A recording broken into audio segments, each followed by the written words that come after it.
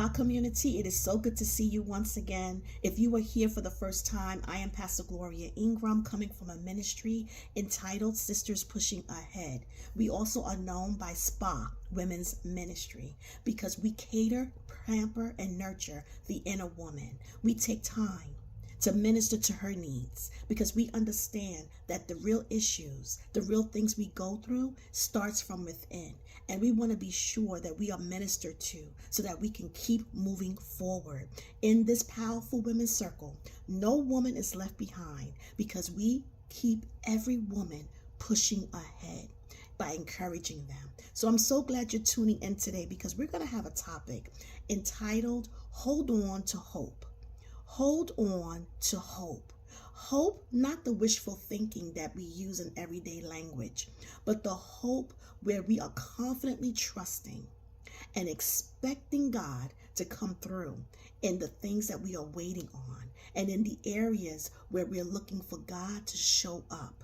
It's so important to have hope active in our lives because hope, the Bible tells us, is an anchor for our soul. Hope is an anchor for the soul. And the Bible tells us that in Hebrews 16 and 19, I'm going to read it to you. It says, this hope that we have, an anchor of the soul, both sure and steadfast, and which enters the presence behind the veil. When I think about an anchor, the first thing I think about is the device that is used to hold boats in place or a cruise ship in place. And that cruise ship will not move once the anchor is put in place. So what God is telling us today is that hope is an anchor for our mind, our will, and our emotions. If hope is active and we are holding on to it, we won't be able to slip. We won't be wavering in our faith. We'll be able to stand firm in our faith. We'll be able to keep expectation in place because that's what hope does. It gives us the ability to keep our faith firm. You know, hope is something that is also very powerful and it is also very potent because hope deferred makes the heart sick. This is what the Bible tells us in Proverbs 13 and 12. It says hope deferred makes the heart sick.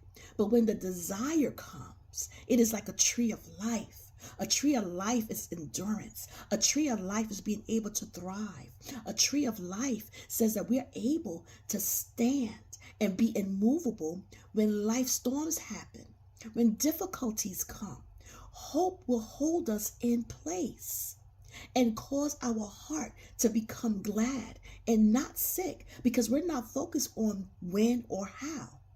Hope says we are focused on who is going to come through for us. And we understand that it's Jesus who's going to come through. Jesus is the giver of hope. Therefore, we can trust that he will not fail. So we can hold on to hope in him and cause our heart to be encouraged and not discouraged. I remember when the pandemic happened, and I remember when this world seemed hopeless. I remember when people were isolated. You can feel the fear, the worry. You can feel the hopelessness in the atmosphere of the world. It didn't make you feel good on the inside. But you know what? Even in that, we had the hope that God was going to bring us through. So we were able to have a different type of attitude. We were able to have our emotions in a good place because we understood that our hope was in who we serve, and that's Jesus. See, when we place hope in things and in people and in other areas that can fail, it doesn't do us well. You know, hope is also important for our physical lives, not just spiritually, but hope also is important for us naturally. It says that hope can also increase our immune system. Hope can also control our emotions. It can reduce stress, keep the cortisol levels low. It can also help control other emotions because hope causes us to feel the peace of God. This is why we have to hold on to hope. so that we can have the calm on the inside while we are waiting on God to come through.